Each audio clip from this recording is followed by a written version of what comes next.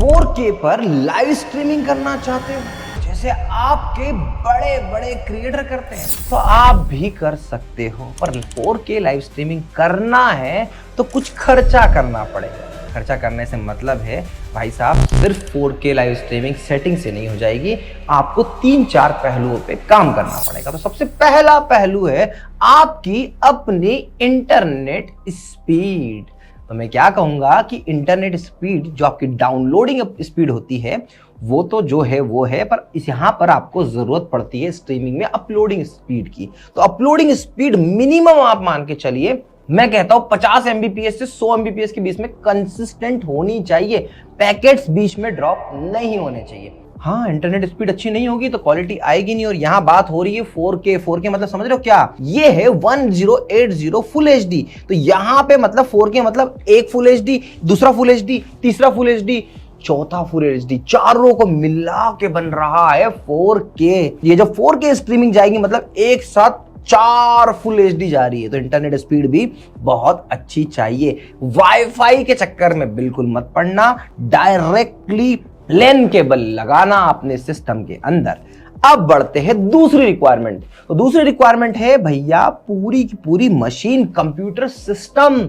सिर्फ इंटरनेट की स्पीड से आप ऊपर तक नहीं जाओगे, आपको लगेगा एक अच्छा सा वेल ग्राफिक डिजाइन वाला कंप्यूटर सिस्टम। तो देखो सिस्टम की बात करें तो i9 और i7 लेटेस्ट जनरेशन पे जाओगे तो बहुत अच्छा है। मतलब ये मान के चलो कि 13, 14, 12 यहां से इतना है ना। i5 7 जनरेशन ऐसा काम नहीं करेगा।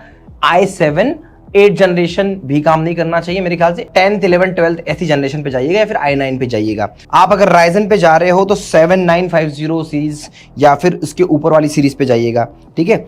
इसके अलावा आपको जो रैम चाहिए वो DDR5 32 GB से कम तो नहीं लेना। 32 से 60 GB तक की रेंज आपके पास होनी चाहिए। बात करें ग्राफिक कार्ड की तो 2 GB का ग्राफिक कार्ड लेना। एनवीडिया ग्राफिक कार्ड में रिकमेंड करूंगा 4070 4080 की अबोव सीरीज होनी चाहिए। एंड इसमें NVENC एनकोडर होना चाहिए, बहुत इंपॉर्टेंट है, लिख के रख लीजिए। स्क्रीन पे तो आपको दिखा ही रहा हूं।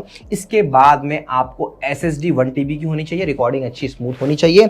इसके अलावा आपको एक कैप्चर कार्ड की जरूरत पड़ती है। अगर 4K PTZ कैमरा लेते हो, जैसे AIWAP का शानदार 4K PTZ कैमरा है भाई साहब। टीचर लाखों creator, Raja Rani coaching classes जो शार्क टैंक में आए थे, PW क्लासेस, यहां पर लगते हैं ये कैमरे। को 4K PTZ कैमरा लोगे तो ऑटोमेटिकली ये USB से 4K का आउटपुट दे देता है।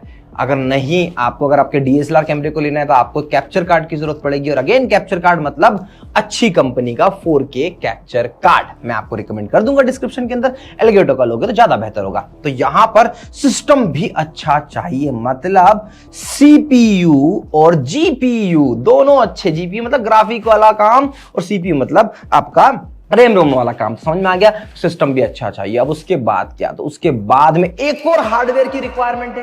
क्या है हार्डवेयर की रिक्वायरमेंट? तो भैया देखो यहां पर मेरे सामने 2 स्क्रीन लगी है, एक ये स्क्रीन है और एक ये स्क्रीन है। ये स्क्रीन का रिजोल्यूशन क्या है? ये कंप्यूटर सिस्टम है, ये है फुल HD। पर ये वाली जो मुझे 4K में है, इसका रिजोल्यूशन है 4K रिजोल्यूशन मतलब 3840x2160 ये रिजोल्यूशन है। तो भैया स्क्रीन 4K मैंडेटरी है। अब उसके बाद आपका कैमरा 4K होना बहुत जरूरी है। तो कॉमन सेंस है, ठीक है। तो अब समझ में आ गया क्या क्या बात कर ली हमने बात करी इंटरनेट स्पीड की, हमने बात करी हार्डवेयर की, हार्डवेयर में हमने बात करी कंप्यूटर सिस्टम की, कंप्यूटर सिस्टम के बाद में हमने बात करी स्क्रीन की। और उसके बाद में क्या बचता है? तो उसके बाद में बचता है भाई साहब आपके OBS की सेटिंग। तो जल्दी से कूद जाते हैं सेटिंग के अंदर। और क्या करना होगा? तो सेटिंग सेक्शन में जाना होगा। सेटिंग सेक्शन में जाने के बाद में सबसे पहले जाओ वीडियो सेक्शन में और अपने कैनवास मतलब ये जो देख रहे हो ना पीछे मेरा फोटो दिख रहा है, ये कैनवास को बड़ा करो। क्या करोगे बड़ा? यहां पर करोगे इसको 4K में लेके जाओगे, दोनों को, आउटपुट को भी और इन दोनों को 4K में लेके जाओ।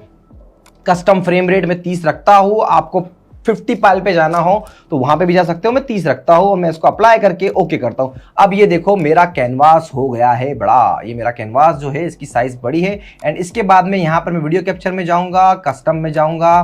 कस्टम में करने के बाद में यहां पर आप देखो मैंने ये 4K सेटिंग करके इसको 4K पे ले लिया है।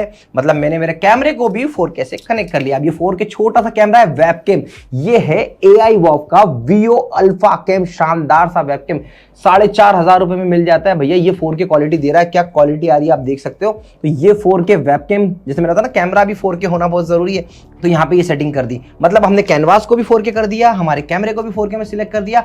अब जाते हैं सेटिंग में, और सेटिंग में जाने के बाद में अब बात करेंगे आउटपुट की। यहाँ पे आपको आउटपुट मोड को कर लेना है एडवांस। बाय डिफॉल्ट ये सिंपल मोड पे होता है।